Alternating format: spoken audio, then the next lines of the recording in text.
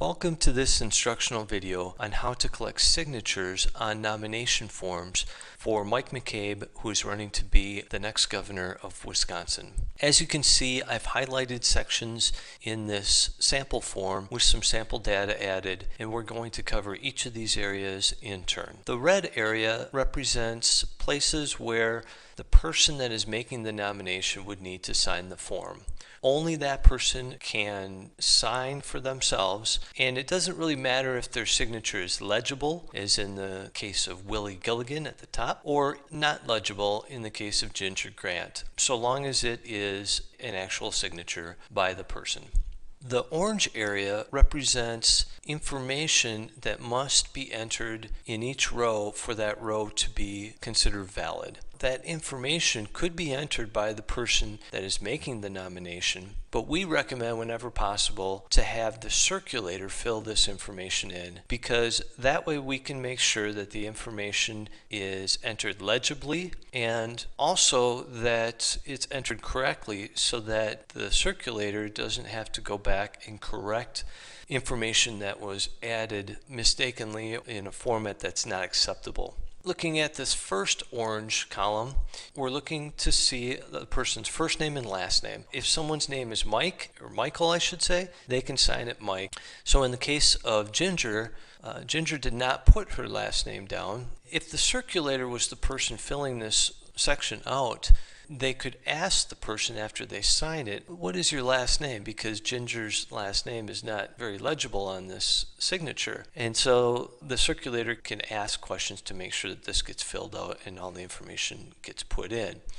If the person that is making the nomination were to fill this out and just hand it back to the circulator and the circulator didn't catch it, now they wouldn't be able to go back and figure out perhaps what the last name was in the signature, and this row would not be valid anymore. If the signature is legible and they can read the first name and the circulator again didn't fill it out but the person making the nomination did, then they could correct it by crossing out inaccurate or incomplete data and writing in the correct data and then initialing next to that correction. But again, if the circulator can fill it out, then these kinds of errors can get prevented in the first place. The next section for addresses, it's important to note that P.O. boxes are not considered valid addresses for nomination forms. Again, if the circulator is filling this out, they can make sure when the person is giving them the address, oh, we need to have an actual street address, and make sure that that gets put in. Otherwise, that row would be considered invalid. In the case of Mr. and Mrs. Howell, ditto marks can be used to carry an address down one row, and that's perfectly legitimate. It's also worth noting that rural routes and box numbers associated with rural routes are acceptable. It's not the same as a P.O. box. The Municipality of Residence, again, ditto marks are acceptable. In some cases, like in Waupaca for instance, there is a city of Waupaca, and then there is also a township that is outside of the city limits but is also named Waupaca. And so in these two rows, one city should be shaded and in the other town should be shaded. Looking further on down the row, you can see that someone, Mr. Howell and Mrs. Howell, put down Waupaca because that's their mailing address when they mail something. But in reality, they don't live in the city of Waupaca or even the town of Waupaca. There are a number of townships surrounding the city of Waupaca where people put the city of Waupaca in their mailing address, but really the municipality that they live in is different. In this case, the township of Dayton. Again, if the circulator is filling this information in, then when they ask the person for their municipality of residence, they can be clear and say something to the effect of,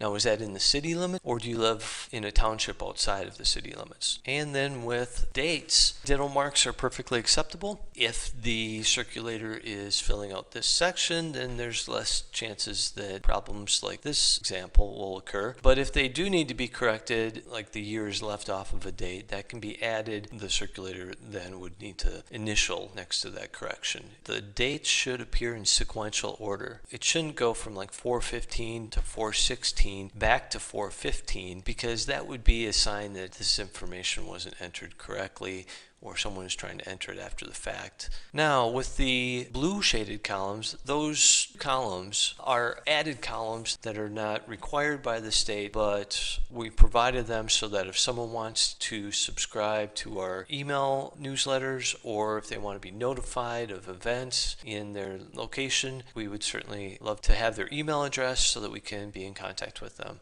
Also, if they would like a yard sign, then that checkbox can be filled in, and if they would like to volunteer or have someone contact them about volunteering, then that checkbox should be filled in. Again, these are optional fields, so the person would not need to provide this information if they don't wish to. Lastly, on the bottom of the form in yellow, those are sections that should be filled in by the circulator of the petition after they're done collecting all signatures on the rows above. They don't need to get all 10 rows filled out. They could stop, say, at row 8 and maybe start a new form, or that's fine. But then once you sign and date this, you shouldn't accept any more signatures. One thing that will prevent is, in this example where I put down a date that is earlier than the last date that they collected signatures that someone signed, that will cause the entire form to be considered invalid and none of the signatures will count. So make sure that when you date the form at the bottom, that your date is after the very last date of any of the people who signed the nomination form. And then in the bottom right hand corner, do not put anything in there. That is for the state. After you're done completing the forms, we'd like you to turn them into your county organizer, assuming that you have a county organizer.